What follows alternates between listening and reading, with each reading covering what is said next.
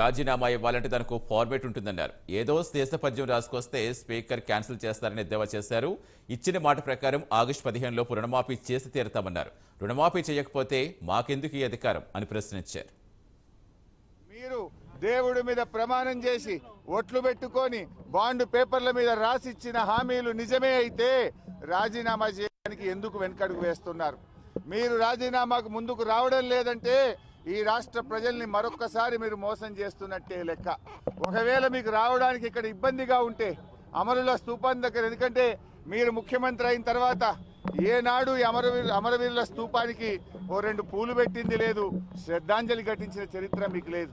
ఇది నిజంగా మా దురదృష్టం. అయినా కూడా ఈ ఒకవేళ మీకు రావడానికి ఇబ్బంది ఉంటే మీ పిఏ ద్వారా పంపండి, లేదా మీ స్టాఫ్ ద్వారా పంపండి, మాకు అభ్యంతరం లేదు.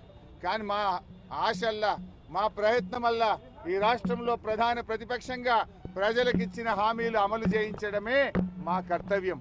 మాకు ఇక్కడ రాజకీయాల కంటే కూడా పేద ప్రజల ప్రయోజనాలు ముఖ్యం. అవ్వ తాతలకు 4,000 రూపాయల పెన్షన్ రావాలి, రైతులకు 15,000 రైతు బంధు రావాలి, రైతులకు 2 లక్షల రుణమాఫీ జరగాలి, వడ్లకు మక్కలకు 500 బోనస్ రావాలి, రాష్ట్రంలోని మహిళలకు 2,500 రూపాయలు రావాలి. ఇవేమి మేము కొత్తగా అడుగుతున్నాయి కావు, ఇవేమి మా గొంతమ్మ కోరికలు కావు. ఎన్నికల ముందు మీరు కాళ్ళల్లో చేతులల్లో మొక్కి మీరు బాండ్ పేపర్ల మీద రాసిచ్చిన మాటలు. స్వయంగా సోనియా గాంధీ గారు రాష్ట్ర ప్రజలకు లేఖ రాశారు. ఈ 6 గ్యారంటీలను 100 రోజుల్లో అమలు చేయించే బాధ్యత మాది అని స్వయంగా సోనియా గాంధీ గారే రాష్ట్ర ప్రజలకు లేఖ రాశారు. అందువల్ల ఈ రాష్ట్ర ప్రజలకు మీరు ఇచ్చిన హామీలు అమలు చేయమని అడుగుతున్నాం. మొన్న అన్నాడు, నేను 15 ఆగస్టు లోపల 2 లక్షల రూపాయల రైతు రుణమాఫీ చేస్తాను. నేనంటే, రేవంత్ రెడ్డి నువ్వు 15 ఆగస్టు లోపల చేయకపోతే నువ్వు రాజీనామా చేయాలా, నువ్వు చేస్తే నేను ఎమ్మెల్యే పదవికి రాజీనామా చేసి మళ్ళీ సిద్దిపేటలో పోటీ చేయను అన్నాడు.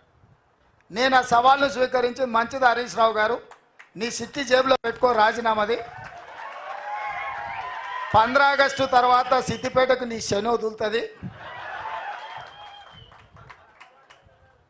చింతమాడికలో పోయి చింతశెట్టు కింద వండుకో అని చెప్పిన.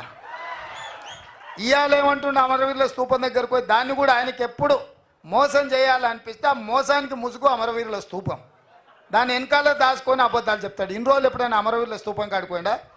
ఇవాళ పోయి చెప్తున్నాడు ఈ రైతు రుణమాఫీ కాదు, ఇంకేంటి ఒక కండిషన్లు చెప్పి ఇవన్నీ చేసి ఇంత పెద్ద లేఖ రాసుకొచ్చారు. రాజీనామా లేఖ అట్లా ఉండదు.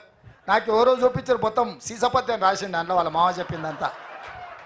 రాజీనామా లేఖ ప్రిస్క్రైబ్డ్ ఫార్మెట్లో స్పీకర్ గారు ఒక ఫార్మెట్ ఇస్తాడు. దాంట్లో ఒక్క పదము పొల్లు పోయినా ఆ కాగితమే చెల్లదు.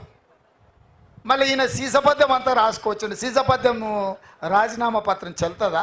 పెద్ద తెలివి అనుకుంటుండే ఆయన. తాటి చెట్టు లెక్క పెరుగుతే కాదు నాయన, మోకాళ్ళలో కాదు అరికాళ్ళకు పోయినట్టు నీ తెలివితేటలు హరీష్ రావు.